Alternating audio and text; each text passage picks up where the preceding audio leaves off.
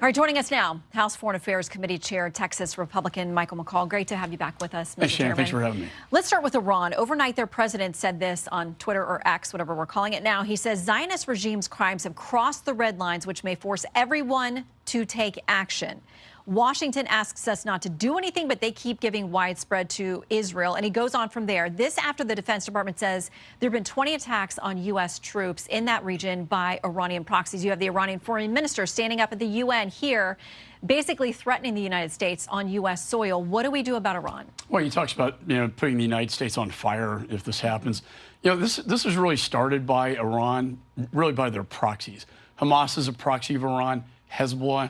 We don't want Hezbollah to light up. They have 100,000 rockets they can fire in, overload the Iron Dome.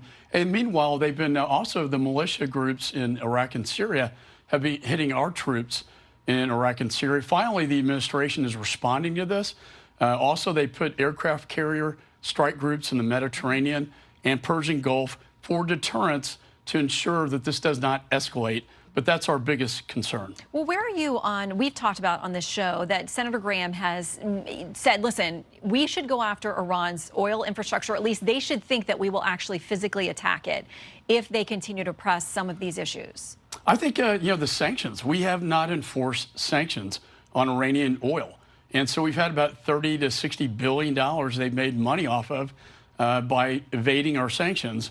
That goes straight into funding of terrorist organizations like Hamas, like Hezbollah.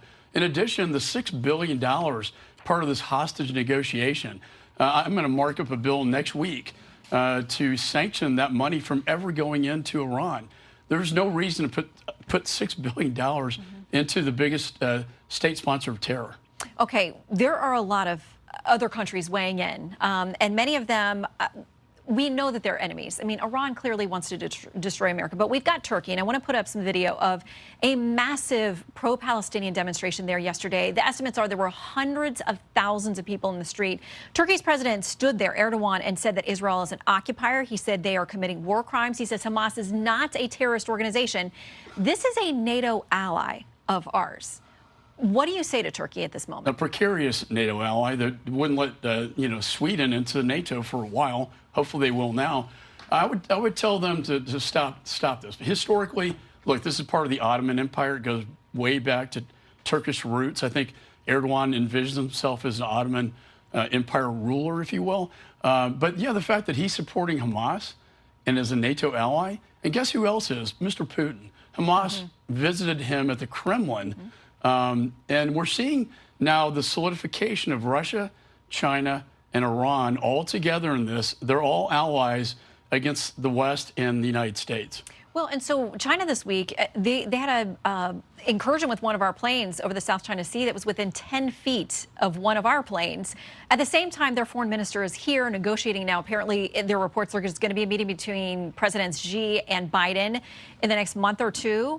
What is our message to China? What should the White House message be? De-escalate the tension. When I was in Taiwan, they circled it with 10 battleships, aircraft carriers, 70 fighter jets. As you mentioned, our B-52 fighter jet came 10 feet away from that. In the Philippines, the Chinese Coast Guard banged into a Philippine vessel, almost sunk it. So the message is get something out of this meeting, for God's sakes. They always meet, and it's good to talk, but we want lines of communication between our military and theirs, which we don't have right now.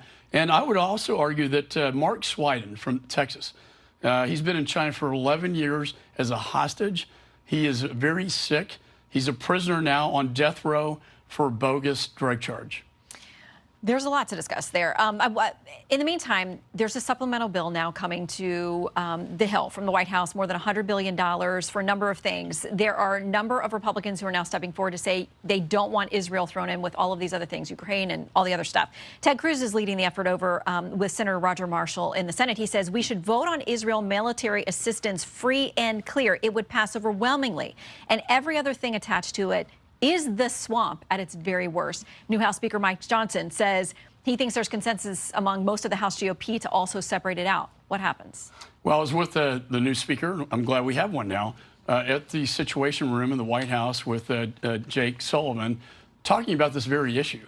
I think what we want to do is really, because the need is so urgent now in Israel, is to start with Israel first and then deal with the other. As a separate measure. As a separate measure. We'll have that on the House floor this week. Okay. But we can't forget about the other adversaries linked to Iran, which is causing the problems in Israel.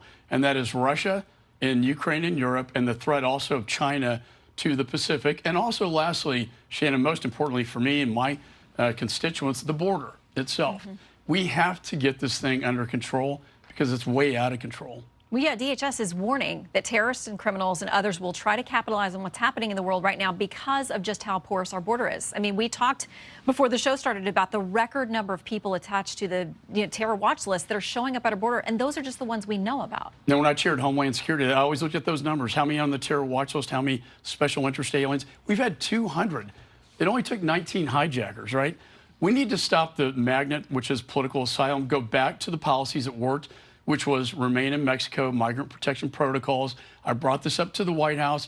It wouldn't cost a whole lot of money. It's just a change in policy where their claims are adjudicated outside the United States, not inside, because once they're inside the United States, like 7 million have been, they are released.